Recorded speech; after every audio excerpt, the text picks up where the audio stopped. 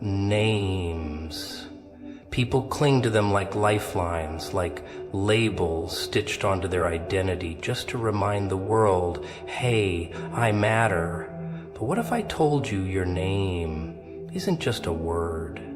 What if it's more than syllables scribbled on paper or mumbled in crowded rooms? What if your name carries weight? Not the kind you can see, but the kind that stings when it's whispered in places you're not invited. You see, people don't just want to be remembered. They want to be revered, celebrated, immortalized. A name, such a strange little thing, isn't it? Just a few letters stitched together, a sound that rolls off tongues, a label slapped onto you before you even know how to speak. But oh, people fight for their names, don't they? They dress them up, polish them, attach titles to them, hoping the world will clap when it's spoken. But here's the joke. Your name means nothing until it's soaked in something deeper than noise, deeper than praise, deeper than ego. You think your name carries weight just because people know it? No, no. Recognition is not the same as significance. A name only matters when it's anchored in something sacred. And what's more sacred, more ancient, more enduring than salt? See, everyone wants to be known, but no one wants to be preserved. Because preservation means process, and process means pain. Salt doesn't just sit there looking pretty, it works, it seeps in, it stings, it changes everything it touches. So when you place your name in salt, you're not decorating it, you're dedicating it. You're saying, let this name not just be heard, let it be remembered, let it endure long after the noise fades. But people don't like that idea. They want legacy without sacrifice. They want power without process. They want to be remembered for things they haven't even earned yet. Funny, isn't it? The world teaches you to build your name in neon lights, but the divine teaches you to bury it in sacred ground, to protect it, to preserve it. Because anything left out in the open too long, exposed to every opinion, every trend, every cheap compliment, it spoils, it rots. And that's what most people don't see coming. They chase fame, thinking it will preserve them. But fame is just fire dressed up in flattery. It burns, it blinds, and it eventually consumes the name you worked so hard to build. But salt doesn't burn. It cures, it heals, it toughens. And placing your name in salt means letting it be seasoned by things people don't see. Private struggles, quiet battles, lonely roads, silent prayers. Things that won't make headlines but will make history. Because you're not called to be popular, you're called to be potent. There's a difference. Popular names fade with time, but a potent name, that name lingers. It changes atmospheres. It makes people uncomfortable even after you've left the room. That's what salt does. It doesn't ask for attention. It alters the taste of everything around it. So when God says place your name in salt, He's not asking you to hide. It's not about disappearing. It's about preparing. It's about anchoring your identity in something unshakable. Not applause, not approval, not aesthetics, but essence. People don't understand essence anymore. They understand branding. They understand trends. But essence? That's forged in silence, in pain, in purpose. And salt? Well, salt doesn't care about your image. Salt cares about your substance. That's why it stings when it touches wounds, because it reveals what's real. Most people want their name to sound good, but sounding good isn't enough. You have to be good. You have to carry something sacred, something scarred, something that took years to develop. But they don't teach you that. They teach you how to market yourself, not how to mold yourself. They teach you how to be seen, not how to survive. But survival, true survival, comes when your name has been salted, preserved, covered in something that refuses to let it decay. They'll tell you to network, to post more, to speak louder. But what if your real assignment is to be seasoned in the dark? What if your greatest power comes not from being visible, but from being preserved? What if the seasoning is the anointing? What if the sting is the sign? What if the silence is the shaping? You see, placing your name in salt is a ritual of resistance. It's a statement that says, I don't need the world to validate me. I've already been preserved by something higher. Most won't understand it, most will mock it, but when their names fade and yours still carries weight, that's when they'll taste it. Not the sweetness they expected, but the sharp, unmistakable burn of something that was always meant to last. Salt, that little thing they sprinkle over food, barely giving it a second thought. Tiny grains, overlooked, underestimated, just like the ones who carry real purpose. But you see, salt doesn't shout. It doesn't dance for attention. It doesn't beg for validation. It just works, quietly, powerfully, relentlessly. And when something is covered in salt, it doesn't just stay fresh. It resists decay. It endures when everything else starts falling apart.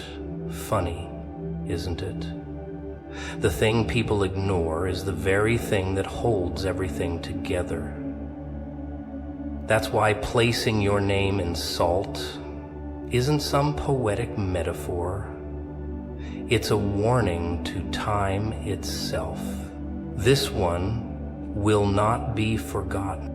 But people don't like that kind of endurance. No, they prefer the quick flash, the overnight fame, the viral moment. Because it's easier to trend than to last. It's easier to get noticed than to be remembered. But salt doesn't care about the spotlight. It cares about the aftermath. The part where everything else fades and only the seasoned ones remain.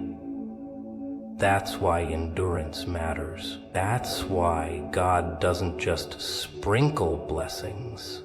He soaks you in trials, in silence, in strange detours that feel like punishment but are actually preservation.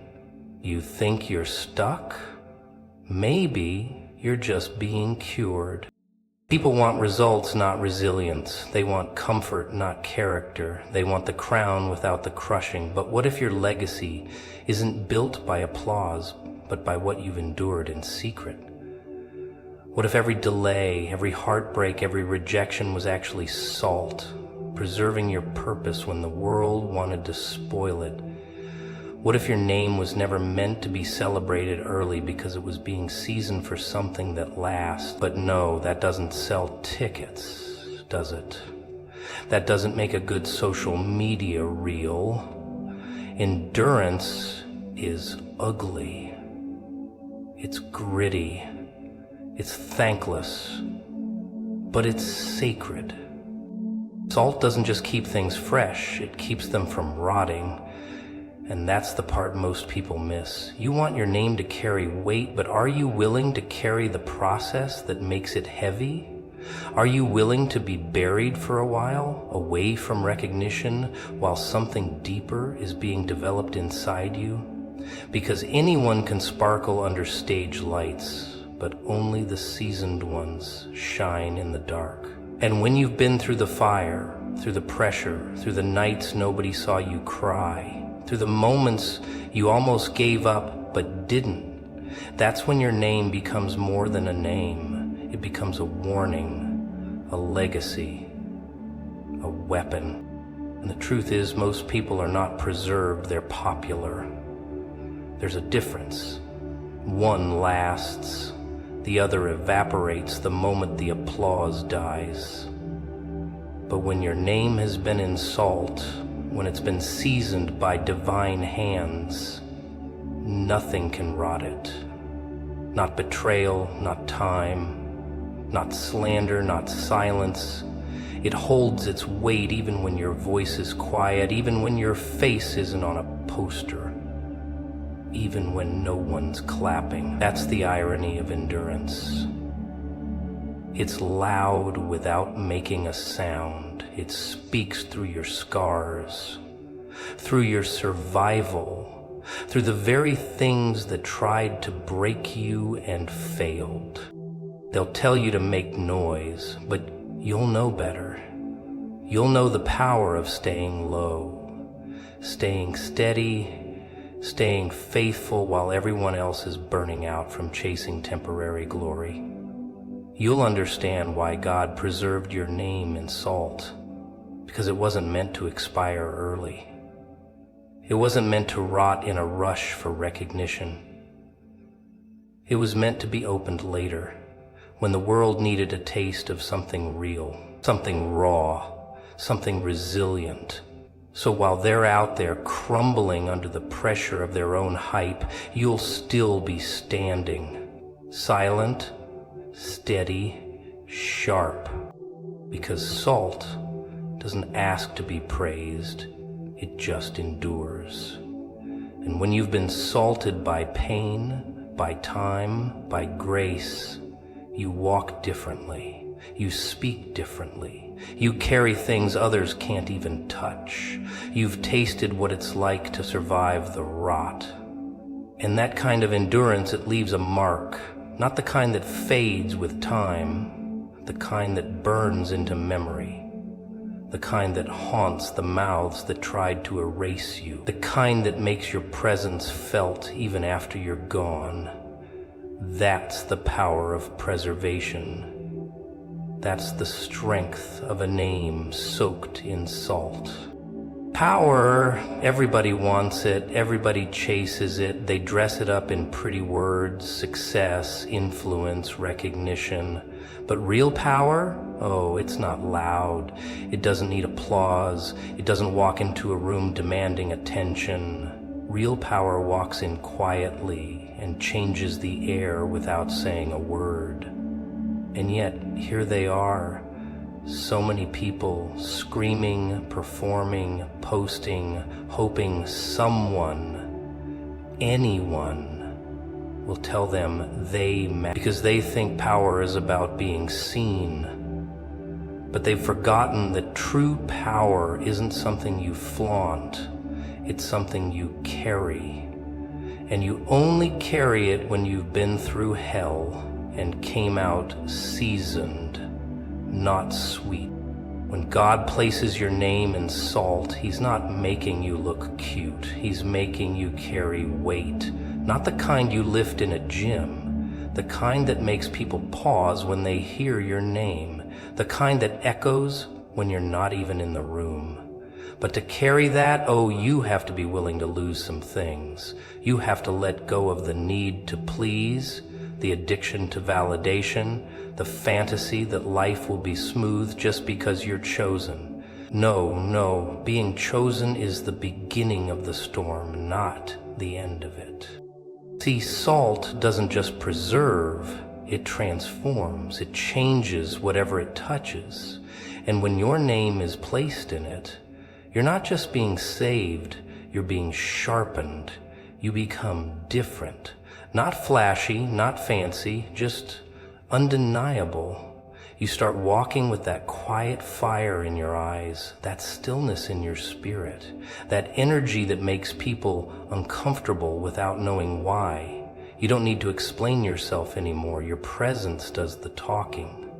And oh, how that threatens the one still clinging to superficial power. Because your strength didn't come from their approval, it came from your pain. They'll call it pride, they'll call it arrogance, but really it's seasoning, it's depth, it's authority born out of pressure. Because when God salts you, He's not just trying to preserve you, He's extracting the fake, the weak, the noisy layers that were never supposed to define you. And what's left is something raw, real, and ready. Ready to walk into rooms without begging to belong, ready to speak without asking for permission, ready to be silent and still shake the ground. Because salt doesn't shout, it seeps in. The funny part, most people won't even notice the change at first. They'll think you've gone cold, detached, maybe even distant. But really, you've just stopped performing. You've stopped tap dancing for approval. You've stopped watering down your fire just to make others feel warm. Because now you know the difference between being liked and being anointed. An anointing doesn't need an audience. It needs weight, and you've got it now. You earned it in the shadows, in the silence, in the solitude where salt did its work. It's strange, isn't it? The more seasoned you become, the fewer words you need, the less you try to convince people. You stop arguing, stop chasing, stop explaining yourself to those who'll never understand the kind of process you've endured. You just let your presence do what your voice used to. And suddenly, people feel it. They feel something different when you walk in, not because you're louder, but because you're heavy. Not physically, spiritually, energetically. Your name carries a density now, a force that doesn't fade when the lights go out. And oh, how unsettling that is to the ones who still rely on charm instead of character, on noise instead of truth, on trends instead of purpose. But that's what happens when God places your name in salt. He separates you from the surface level, from the sugar-coated, from the shallow. You're no longer digestible to the masses. You're no longer easy to swallow. You've got edge now. You've got sting. You've got that quiet kind of fire that burns long after you've walked away. So go ahead. Let them misunderstand your silence. Let them label your depth as distance. Let them call your calmness cold. Because they've never tasted seasoning like this before. They've never seen a name soaked in something so sacred, so heavy, so disruptive. And while they're still out there chasing applause, you'll be standing in a different kind of power. The kind that doesn't fade. The kind that doesn't need to be announced. The kind that lingers, sharp and subtle, like salt on a wound they didn't even know they had. Funny thing about salt, it doesn't ask permission before it stings. It doesn't wait for a welcome mat before it does what it was made to do. It slips in, quietly, effortlessly, and suddenly everything tastes different. Everything burns just a little. Everything starts to feel a bit more real. And maybe that's exactly why you've been feeling out of place lately. Not because something is wrong with you, but because something is finally right.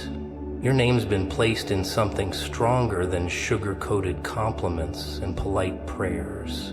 Your name's in salt now, and that changes everything. You see, when you've been salted, you stop blending in. You start disrupting rooms you used to feel comfortable in. You speak and suddenly the air shifts, the smiles fade, the energy tenses up. You walk into familiar places and realize they're not familiar anymore. Not because they've changed, but because you have.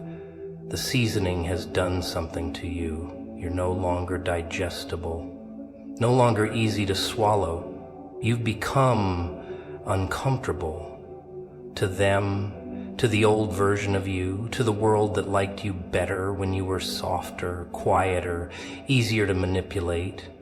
That's the curse and the blessing of transformation. It doesn't come with a warning label. One day you're just surviving like everybody else. The next, you're carrying weight that makes others uncomfortable without even trying. And they won't say it out loud, but they'll feel it. They'll feel the difference in your voice, in your presence, in your stillness. You won't even have to speak. You'll just sit there, breathing, and they'll start squirming. 'Cause salt doesn't have to scream to be effective, it just exists. And suddenly, everything around it is exposed for what it truly is. The conversations start feeling shallow, the laughter feels forced, the small talk, the gossip, the empty rituals, they all taste off now, don't they? That's the thing. Once your spirit has been seasoned, your soul starts rejecting things it used to tolerate. You stop settling. You stop pretending. You start performing. You start choosing silence over noise, peace over popularity, truth over comfort. And that freaks people out, because they liked you better when you were easy to predict, easy to control, easy to keep in line. But salt doesn't stay where it's not needed. It leaves its mark and moves on. And oh, they'll try to drag you back. They'll say you've changed. They'll say you've lost your way. But what they really mean is you stopped being palatable to their dysfunction. You stopped being soft enough to stroke their egos. You stopped shrinking to keep their comfort intact. That's what salt does. It exposes rot. Not just in food, but in people.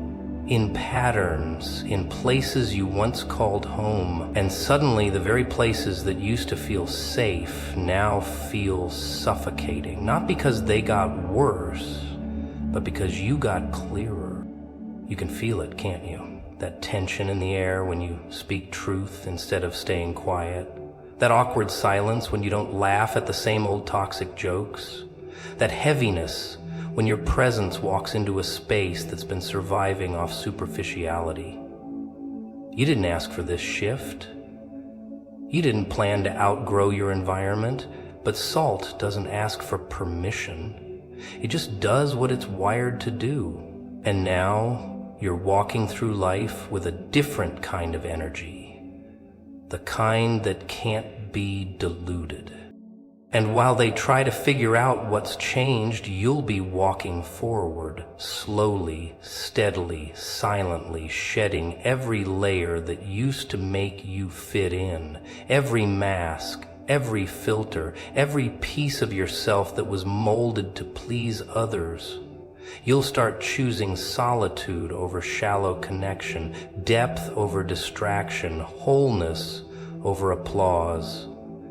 And they'll hate it, because it reminds them of everything they're not ready to face. Your presence becomes a mirror, and not everyone wants to see their own reflection. But that's the thing about being salted. It's not about being light. It's about being real. It's about being refined. It's about carrying something holy in a world that prefers hollow. And once your name has been placed in that, you'll never taste the same again. Not to them, not to the past, not even to yourself. You'll be too sharp for old cycles, too bold for old games, too seasoned to play small. You'll walk with a kind of quiet authority that doesn't ask for validation, but commands respect through every scar you carry and every fire you survived. Isn't it strange how something as small, as ordinary as salt can hold so much weight? It's not flashy, not glamorous, not something you frame on a wall or wear around your neck, but oh, it changes everything it touches. Just a pinch, and suddenly the flavor shifts, the texture sharpens, the bland becomes bold. And yet most people don't notice it. They taste it, they feel it, but they don't name it. That's what happens when you've been chosen, when your name is placed in something sacred, something unseen but undeniable. You stop being loud noise and start becoming quiet impact.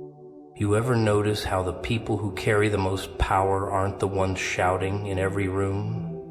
No, they're the ones who speak softly and still get heard. The ones who sit still and make others restless. The ones who walk into chaos and silence it without lifting a finger.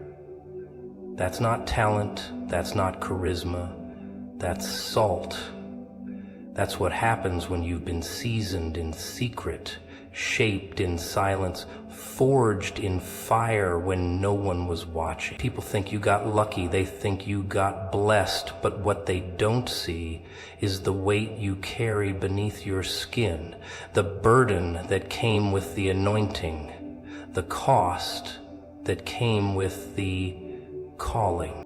When God places your name in salt, He's not just giving you presence. He's giving you preservation. He's making sure you don't rot like the rest. He's making sure your essence stays intact even when life gets bitter, even when people turn their backs, even when the lights go out and the applause fades. Because this world, it doesn't want real anymore. It wants surface, performance, quick highs and pretty lies. But you're not made of sugar. You're not here to melt in their mouths and leave no trace. You're here to leave a taste that lingers, a sting they won't forget. And oh, it makes them uncomfortable. It makes them fidget. Because they can't box you in anymore.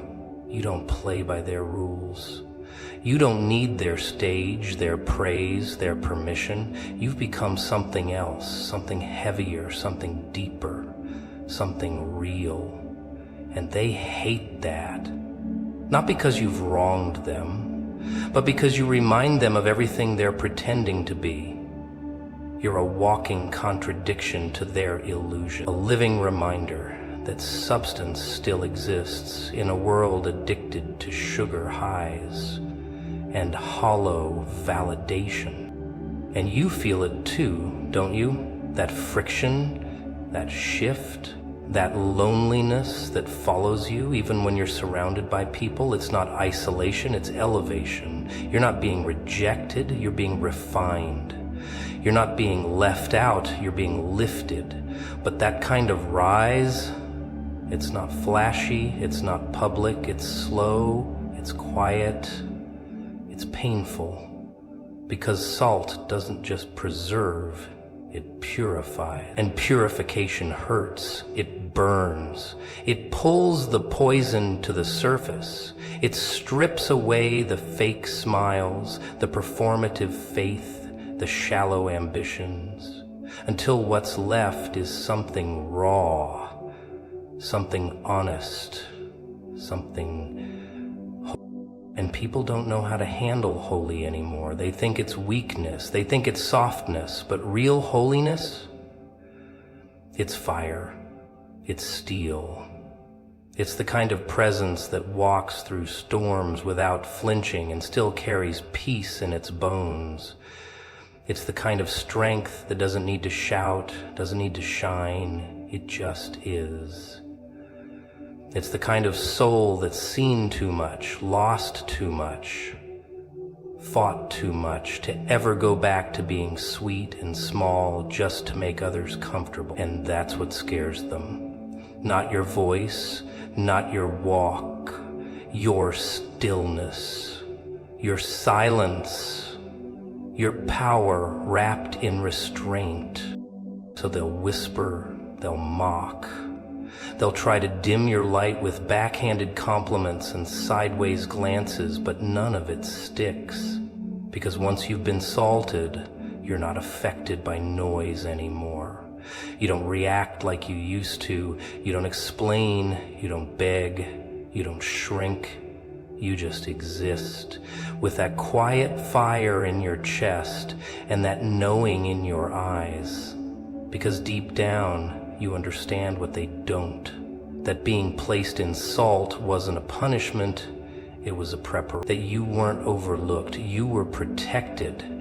That while they were chasing the spotlight, you were being seasoned in the dark for something far greater than applause.